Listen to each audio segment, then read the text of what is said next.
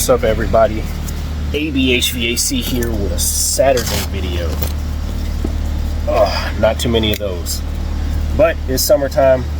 I did have a couple service calls to run this morning, so might be able to do a little bit more content on the weekends. But today I got a different kind of video. So I was shown, it's a little bit too much sunlight. I was told about this app called MeasureQuick, an app that like the Bluetooth fuel piece stuff can connect with, and a bunch of other brands that have, you know, Bluetooth technology with them. But supposedly the way you can use MeasureQuick can help better diagnose and figure out system performances. And I was like, all right, let me give it a shot. And since I'm done with service calls today with the tenants, I figured I'd try this on my mother's house, because why not? For starters, let's just see. This package unit is a 5-ton. To be fair, this 5-ton services this end of the house all the way till about right here, and probably from this wall to the other side of the house is maybe 35 feet. I'm pretty sure this is oversized for the space. I'm pretty sure there's 2 returns in there for this unit,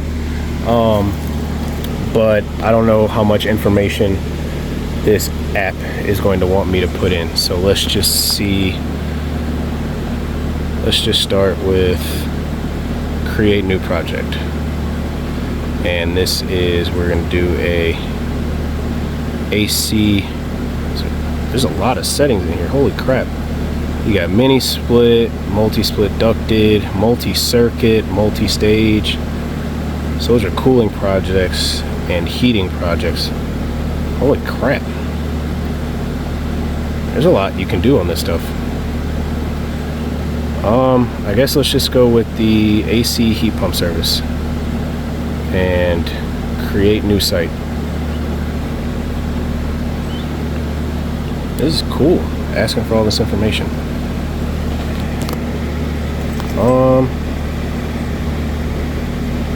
And it's my first time going through this, so bear with me here.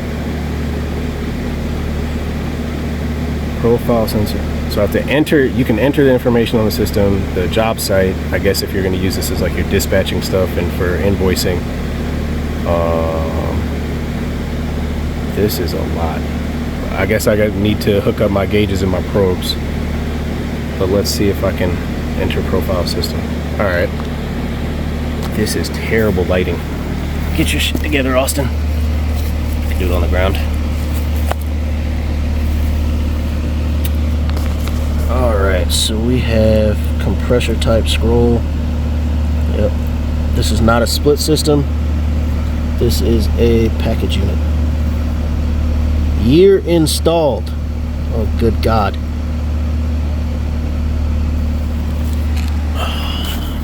I don't know if this will be practical use for me on a day-to-day basis.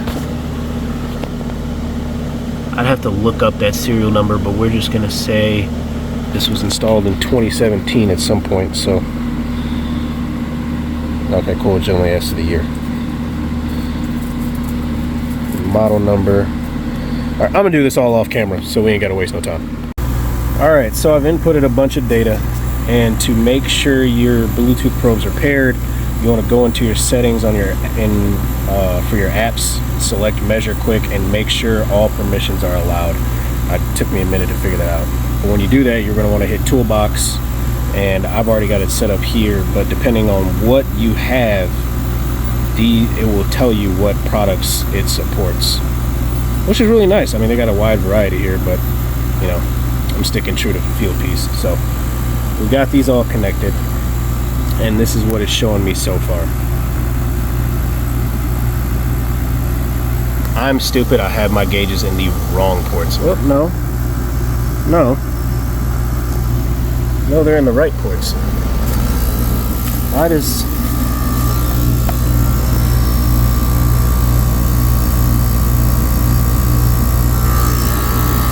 This one says suction. I even have it set, you know, oh wait. No, yeah, L for low. Put L for low, H for high. And that one is set to the liquid. That's on the high side. So I wonder if I just switch them around, will that fix the issue? Let me try that real quick. All right, so I ended up having to switch not only the pressure probes, but also the clamps, as if, you know, the app has its own preference of which probe does what. But pretty much it is R410A system. It is set for piston. I've already input the outdoor temperature on here, and it seems like this app gives me a heck of a lot more information than the field piece one. Obviously subcooling really doesn't matter on this, but I mean, you could just look at the gauges, right? I like the display of it. The display is really nice. I'm fairly in range for the head pressure. Suction, I'm way over. But 84 outdoor. Now see, this is where it gets, I'm confused. My return drop, it's definitely not 51 degrees at the return where I have my probe at right now. The thermostat's reading like 78 in this area of the house. So I don't know how accurate that is.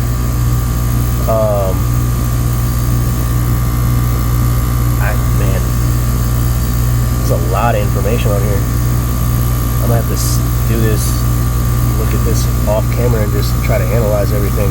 Or if somebody in watching this can help me figure out exactly like why my probes are making these numbers right here. But if I go to the field piece app, it'll show different. You know, I'm gonna do that right now. I'm gonna go on my phone right now and take a screenshot of what the field piece app is showing me what this is. And we'll compare and see, you know, which app is saying, you know, the system's performance is either adequate or not adequate. I found out that the probes are reading the exact same issue that I had with like my temperature, my psychrometers are doing the exact same thing as far as what they're set for the return and the supply vents. So I'm gonna have to go inside real quick and swap those around and see if that changes the way this looks. All right, so I did have to go inside and swap the stuff around. And honestly, aside from the wet bulb, the dry bulbs still seem to be fairly different. I mean, I don't know if it's gonna take a little while to adjust, but I'll put a screenshot of what the field piece app is telling me everything is right now to kind of show the difference. But as far as other information, I don't think, I mean, the temp splits, I'll give that a time to adjust too, since I swapped the probes around. Again, the field piece app is saying I'm having like 24-degree difference.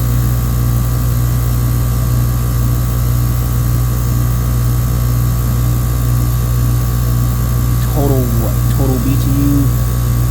This is a lot. This is making me feel like I didn't pay attention in school.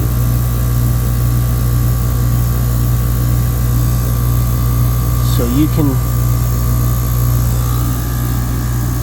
Oh, come on. Man. I hope it really didn't just restart. I have heard, like, if you leave the app or close it, okay, it didn't do too much there. Cool, okay, information's still there. This thing is sweating crazy. So every time it drops over here, it's like hitting the dang screen.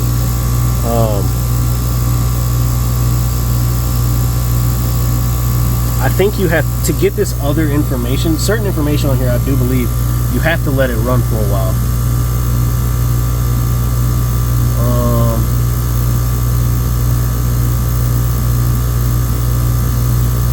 The sear is similar to ear, however, it takes into account operation over a season and a wide variety of outdoor conditions. Okay, so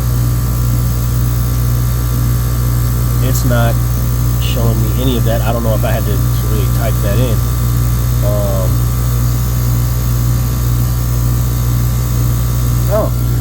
Outdoor temp, elevation. Oh, so I get when you put in the information. I'm not gonna show the address, but I think that's where it gets this information from, as far as the elevation and all of that, which is pretty nice. Why is this changing? That was just at like 400. I didn't do anything to change that, so why? Unless that's also taking into account the. Oh, that's cool. Okay, and now look at the pressures. I don't really have anything, you know, I think that green spot is like the indicator for where MeasureQuick assumes you should be for your pressures. Just like, you know, the green zones for everything right here. But why is it showing me, why is it telling me about subcool? I really don't. Oh, okay. So when it goes gray, I guess that means you're out of range for what it wants, which is fine. I know there's nothing wrong with this system. My mother hasn't had any complaints with any of the 4 she's had. I think I've replaced 1 capacitor here in the past like 3 years. Oh, and the defrost control board for that same exact unit. Okay, now the return and the supply are starting to look a little better. And the temp split is pretty darn high. But I wonder what calculations it's doing for airflow and enthalpy. Now, all right, so I've spent a whole lot of time on this. That's precisely that I want to know about this corrective actions. Control thermostat, no action required. Electrical action required. No action required. Oh, okay, so you can, I guess, input what you've done to the system. You know, did you repair anything? Did you lubricate parts? Replace a filter? Clean out the drain? Things of that nature.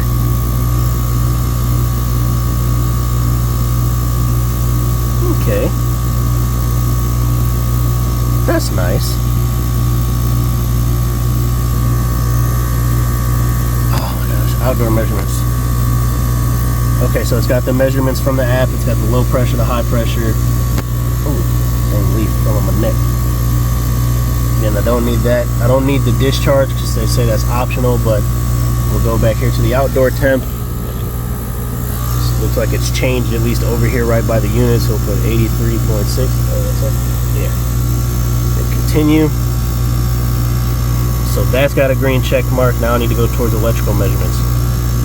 Honestly, could care less about that right now because I'm not going through all that. There's no. Oh, you really have to. Maybe inputting all of this will help with the sear and everything of that nature. And figuring that out. Okay, so you can figure out how much power the unit's taking.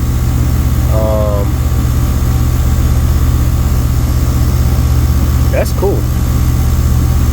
Single phase, nominal voltage 230, 240, evaporator fan phase. Okay, I guess I really didn't have to take measurements. I thought I had to take measurements.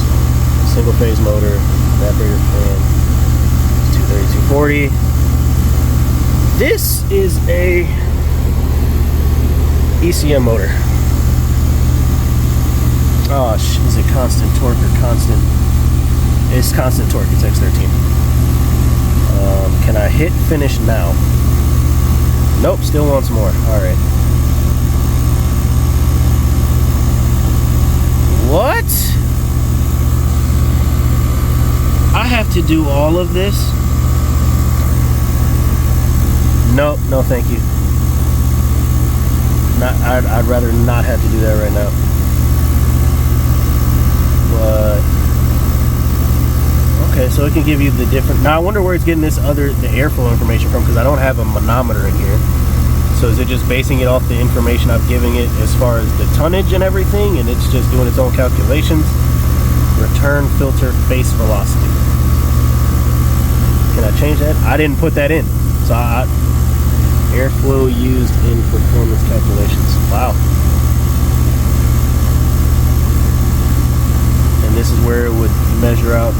efficiency and everything.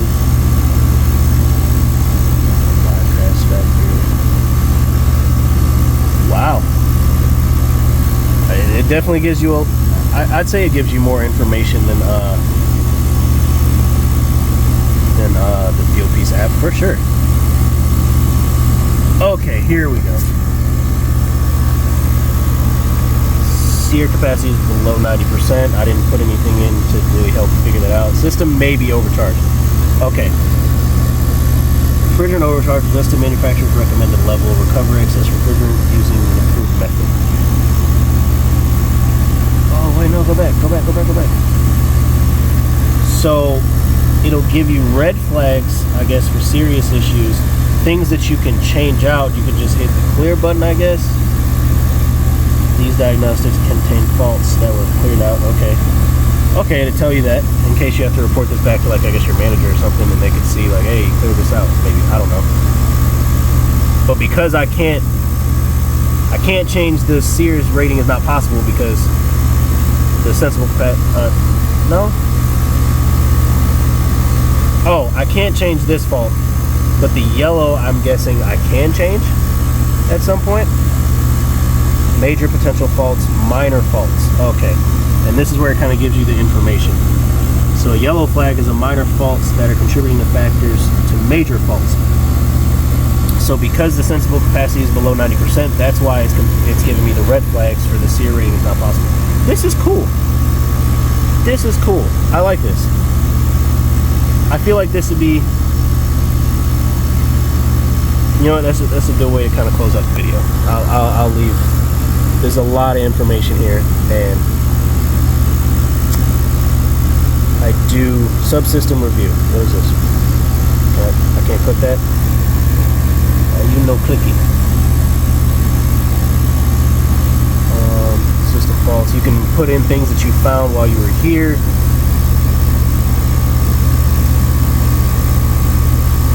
That's cool. Oh, and then now I have like a little icon in here, up here in the corner about the faults.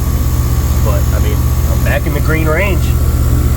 Since the system has been running for a while now, I wonder if my like superheat and stuff has changed. Nope, I'm still super low on the superheat.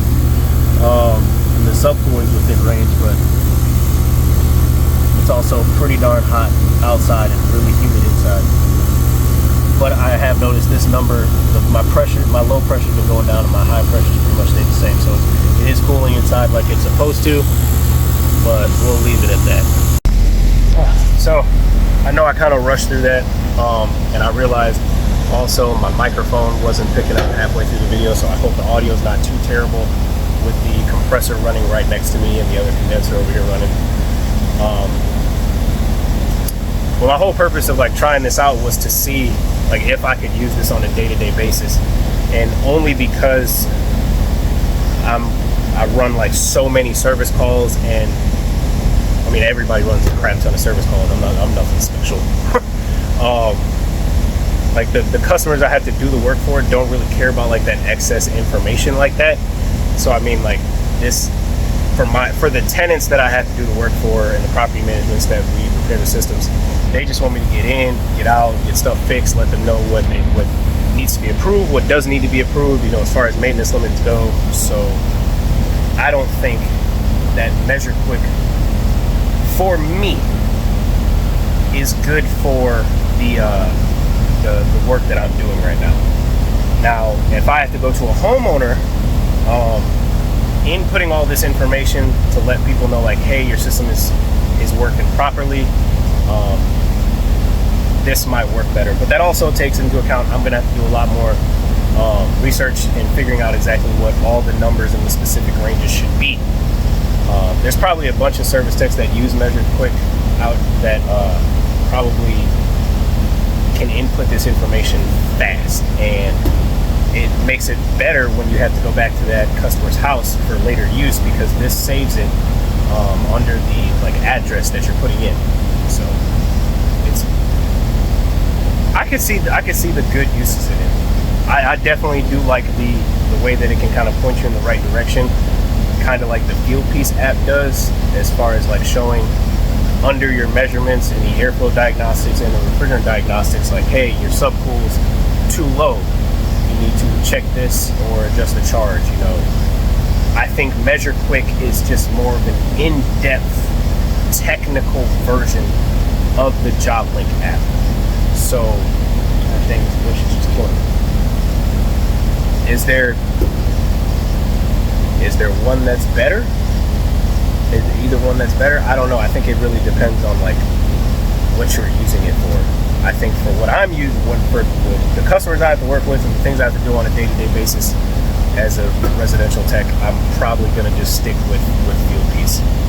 Unless somebody asks me for that extra information. I mean, I keep my tablet in the truck all the time, so I'll use the tablet to do the MeasureQuick stuff.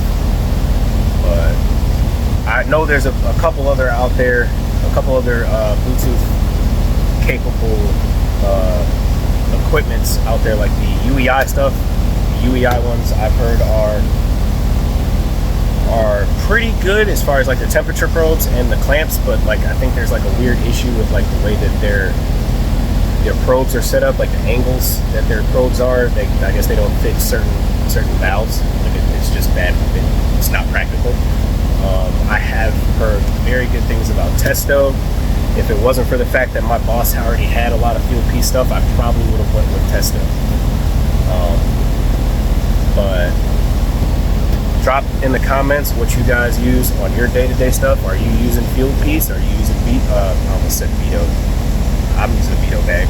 Are you using Testo? Are you using MeasureQuick? If you're using MeasureQuick, please let me know what I messed up on doing this, because I do like the app. I do like the science behind it and the information behind it. It was my first time using it, so I don't know. And I wasn't trying to make this a very long video about it either.